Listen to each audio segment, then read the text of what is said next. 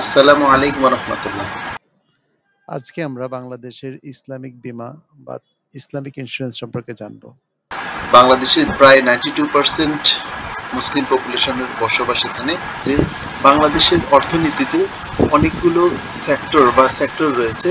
তার মধ্যে ব্যাংকিং একটি সেক্টর, ইন্স্যুরেন্স একটি সেক্টর। ব্যাংকিং এবং ইন্স্যুরেন্সের দুটি সেক্টরের ক্ষেত্রে ইসলামিক বিষয়টাকে জড়িয়ে ব্যবসা পরিচালনা করে অনেকগুলো প্রতিষ্ঠান। ইন্স্যুরেন্সে রয়েছে প্রায় 16টি ইন্স্যুরেন্স কোম্পানি। ইন্স্যুরেন্স কোম্পানিগুলো তাদের নাম দিয়েছে যে ইসলামিক, কিন্তু কার্যক্রম পরিচালনা কিরকম করছে আমরা তো এখন জানি। এর আগে জেনে নিই যে বর্তমানে প্রায় পৃথিবীতে 323টি ইসলামিক ইন্স্যুরেন্স প্রতিষ্ঠান রয়েছে, সার্ভিস দেওয়ার প্রতিষ্ঠান রয়েছে। ইসলামিক ইন্স্যুরেন্স বা ইসলামিক বীমা ছাড়াও ইসলামিক ফাইন্যান্স অর্থাৎ ব্যাংকিং সহ সকল ক্ষেত্রে ইসলামিক অবকাঠামো শরিয়া ভিত্তিক কার্যক্রম পরিচালনা করে ইসলামিক অর্থনীতি পরিচালনা করার ক্ষেত্রে মালয়েশিয়া, ইরান, সৌদি আরব, পাকিস্তান, বাহরাইন, আরব আমিরাত, নাইজেরিয়া, কেনিয়া, ওমান, সুদান সহ অনেক দেশই এগিয়ে গেছে। ইসলামিক অর্থনীতি বলতে আসলে ইসলামিক ইন্স্যুরেন্স জিনিসটা কি? ইসলামিক ইন্স্যুরেন্স হচ্ছে যে আমরা হোলি কোরআন মানে কোরআন শরীফের যে শরিয়া আইন তার উপর ভিত্তি করে যেভাবে যেভাবে অর্থনৈতিক পরিচালনা করার বিধিবিধান রয়েছে সেভাবে অর্থনৈতিক কার্যক্রমগুলো পরিচালনা করে যদি ইন্স্যুরেন্স পরিচালনা করা যায়, ইন্স্যুরেন্স কার্যক্রম বীমা কার্যক্রম পরিচালনা করা যায়, তাই হবে তাকাফুল ইন্স্যুরেন্স। বাংলাদেশে ইসলামিক নামধারী ইন্স্যুরেন্স কোম্পানি রয়েছে, এর মধ্যে 4টি হচ্ছে নন লাইফ, অন্য 12টি হচ্ছে লাইফ ইন্স্যুরেন্স। 4টি নন লাইফ ইন্স্যুরেন্স হচ্ছে একটা ইসলামিক ইন্স্যুরেন্স অফ বাংলাদেশ, এটি 99 সালে কার্যক্রম শুরু করে। তাকাফুল ইসলামী ইন্স্যুরেন্স লিমিটেড, এটাও 99 সালে কার্যক্রম শুরু করে। Islamic commercial insurance company limited 2000 সালে কার্যক্রম শুরু করে। নর্দার্ন ইন্স্যুরেন্স লিমিটেড 2019 সালে নাম চেঞ্জ করে নর্দার্ন ইসলামী ইন্স্যুরেন্স নাম ধারণ করেছে। এর মধ্যে শুধুমাত্র ওয়েবসাইট ঘাটলে 2টি প্রতিষ্ঠানের শরিয়া বোর্ড আছে দেখা যায়। তাকাফুল ইন্স্যুরেন্সের 5 জন মেম্বার রয়েছে, নর্দার্ন লাইফ ইন্স্যুরেন্স 6 জন মেম্বার রয়েছে। আর লাইফ ইন্স্যুরেন্সের ক্ষেত্রে আরও অনেক ব্যাপক এই সেক্টরটি। পদ্মা ইসলামী লাইফ ইন্স্যুরেন্স সে 2000 সালে যাত্রা শুরু করে। ফারিস ইসলামী লাইফ ইন্স্যুরেন্স 29 মে 2000 সালে যাত্রা শুরু করে। প্রোগ্রেসিভ লাইফ ইন্স্যুরেন্স 2000 সালে, প্রাইম ইসলামিক লাইফ ইন্স্যুরেন্স 2002 সালে, বেঙ্গল ইসলামিক লাইফ ইন্স্যুরেন্স 2013 সালে, প্রোঅ্যাক্টিভ ইসলামিক লাইফ ইন্স্যুরেন্স 2013 সালে, জেনিথ ইসলামিক লাইফ ইন্স্যুরেন্স 2013 সালে, মার্কেটের ইসলামিক লাইফ ইন্স্যুরেন্স 2013 সালে, আলফা ইসলামিক লাইফ এবং ট্রাস্ট ইসলামিক লাইফ শুরু করে 2014 সালে। আর 2021 সালে এসে নতুন আরও 2টি প্রতিষ্ঠান যোগ হয়, আকিস তাকাফুল এবং NRB Islamic life insurance company. So এইগুলো সবগুলো তথ্য। এর মধ্যে সবচেয়ে বেশি ব্রাঞ্চ রয়েছে ফারিস লাইফ ইন্স্যুরেন্সের, এবং কিছু কিছু প্রতিষ্ঠানের ব্রাঞ্চ এত কম, যেমন প্রোগ্রেসিভ লাইফ ইন্স্যুরেন্সের মাত্র 2টি ব্রাঞ্চ পাওয়া যায় তাদের ওয়েবসাইট ঘাটলে। সো এই হচ্ছে বাংলাদেশের লাইফ ইন্স্যুরেন্স, ইসলামিক লাইফ ইন্স্যুরেন্সের অবস্থা। এছাড়াও বিভিন্ন যেগুলো non life insurance, Islamic life insurance না, তারাও ইসলামিক প্রোডাক্ট বা ইসলামিক ইন্স্যুরেন্স প্রোডাক্ট বিক্রি করে। সান লাইফ ইন্স্যুরেন্স কোম্পানি লিমিটেড, তারা তাকাফুল প্রোডাক্ট সেল করে, তার নাম হচ্ছে ইসলামিক আদর্শ বীমা।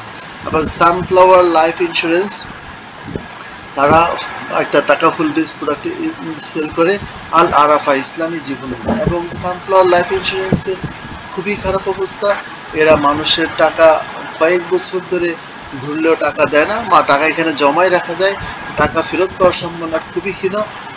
এর অবস্থা খুবই খারাপ। এরকম মেট লাইফ ইন্স্যুরেন্স, তারাও এই ইসলামিক লাইফ ইন্স্যুরেন্সের ইসলামিক তাকাফুল ডিপিএস আছে তাদের। গার্ডিয়ান লাইফ ইন্স্যুরেন্স, তারা গার্ডিয়ান তাকাফুল।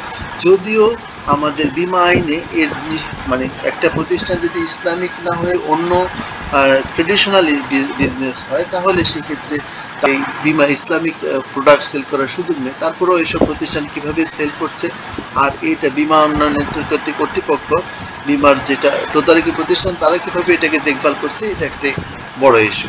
এখন আমরা দেখব আসলে ইসলামিক লাইফ ইন্স্যুরেন্সের প্রয়োজনীয়তা আছে কিনা আমাদের বাংলাদেশে। বাংলাদেশে বর্তমানে 17.5 কোটি মানুষ আছে, এর মধ্যে 1.71 কোটি মানুষ ইন্স্যুরেন্স পলিসি গ্রহণ করেছে।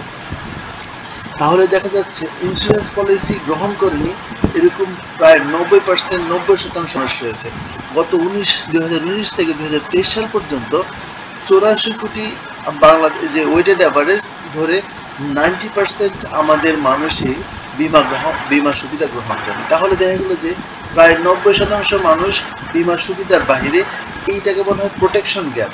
দেখা যাচ্ছে যে বাংলাদেশে আসলে ইন্স্যুরেন্স কভারেজ নেওয়ার অনেক মানুষ রয়েছে, এর একটা বিশাল সুযোগ রয়েছে, কিন্তু এই সুবিধা যে দিবে, এই সুবিধা মানুষকে সুবিধা প্রদানের জন্য সবচেয়ে বড় হাতিয়ার হচ্ছে আইন।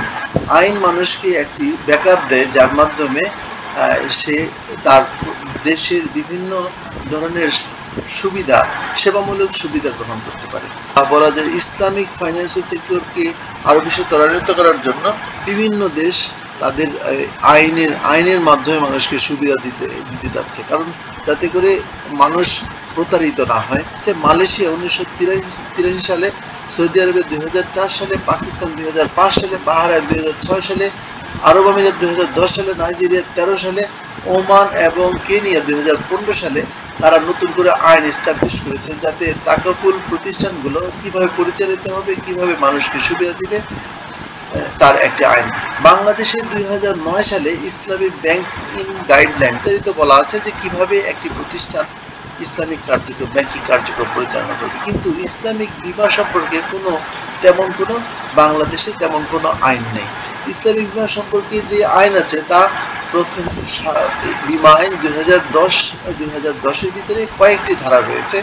সেই 1-7 ধারায় ইসলামিক শরিয়া ভিত্তিতে যে বিমা পরিচালিত হবে তাহাই হচ্ছে ইসলামিক বিমা, এবং 7 নম্বর ধারায় বলা আছে যে বাংলাদেশের যেসব প্রতিষ্ঠান শুধুমাত্র ইসলামিক বিজনেস পরিচালনা করে তারাই শুধু ইসলামিক প্রোডাক্ট বিক্রি করতে পারবে, যারা ইসলামিক হিসেবে এনলিস্টেড না তারা কোনো পরিচালিত করতে পারবে না।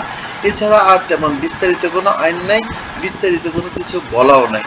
তো সেক্ষেত্রে কীভাবে শরিয়া কাউন্সিল গঠন হবে, কীভাবে প্রোডাক্ট ডিজাইন হবে, কীভাবে ইসলামিক প্রোডাক্টগুলো সেল করা হবে, কীভাবে ইসলামিক প্রোডাক্টের প্রাইসিং করা হবে, এরকম কিছুই আমাদের নয়। সো এটি একটি বড় একটি ইন্ডাস্ট্রি গ্যাপ, যে এর আলাদা ধরনের মেকানিজম। এই প্রোডাক্টটা কি মানুষকে সুবিধা দানের ক্ষেত্রে যেভাবে মানে এর ক্লেম কীভাবে হবে, এর কীভাবে মানুষ থেকে প্রিমিয়ামগুলো কালেক্ট করে সেটি কীভাবে ইনভেস্ট করা হবে, এর প্রফিট কীভাবে ডিস্ট্রিবিউট হবে, এই সবগুলো বিষয়ে আমরা, এবং এটার প্রাইসিং কোনো কিছুই আমাদের না। এছাড়াও আরেকটি বড় গ্যাপ হচ্ছে এই ইসলামিক ইন্স্যুরেন্স পরিচালনার জন্য একটি গুরুত্বপূর্ণ হাতিয়ার হচ্ছে ইসলামিক শরিয়া সুপারভাইজারি বোর্ড। সেই শরিয়া সুপারভাইজারি বোর্ড একটি গুরুত্বপূর্ণ অবকাঠামো। প্রাইসিংগুলো কীভাবে ডেভেলপ করা হবে, কীভাবে গ্রাহকদের সুবিধা প্রদান করা হবে, সব কিছু দেখভাল করবে এর শরিয়া সুপারভাইজারি বোর্ড। বাংলাদেশে দেখা যায় যে 16টি প্রতিষ্ঠানের মধ্যে মাত্র 10টি প্রতিষ্ঠানের বা 11টি প্রতিষ্ঠানের শরিয়া সুপারভাইজারি বোর্ড এর তথ্য পাওয়া যায়, অনেকগুলির তথ্য পাওয়া যায় না, এবং এর মধ্যে বেশিরভাগ সুপারভাইজারি বোর্ডের একই ধরনের ব্যক্তির নাম খুঁজে পাওয়া যায়। দেখা যায় যে, এবং তাদের মধ্যে প্রিন্সিপাল সৈয়দ কামাল উদ্দিন জাফরি, যিনি চেয়ারম্যান অফ দ্য সেন্ট্রাল শরিয়া council for Islamic insurance of Bangladesh, তাকে বেশিরভাগ প্রতিষ্ঠানেরই শরিয়া বোর্ডের চেয়ারম্যান হিসেবে দেখা যায়। এবং অনেক প্রতিষ্ঠানের যারা এই শরিয়া বোর্ডের মেম্বার, তাদের ইসলামিক ফাইন্যান্স সম্পর্কে কারোরই কোনো অভিজ্ঞতা বা জ্ঞান নেই। ইসলামিক ফাইন্যান্স একটা গুরুত্বপূর্ণ বিষয়, যে ইসলামিক ল সহ ইসলামিক ফাইন্যান্সকে জানা প্রাতিষ্ঠানিক সেক্টরের ডেভেলপমেন্টের জন্য বিভিন্ন ধরনের উচ্চশিক্ষা প্রদানকারী প্রতিষ্ঠান রয়েছে।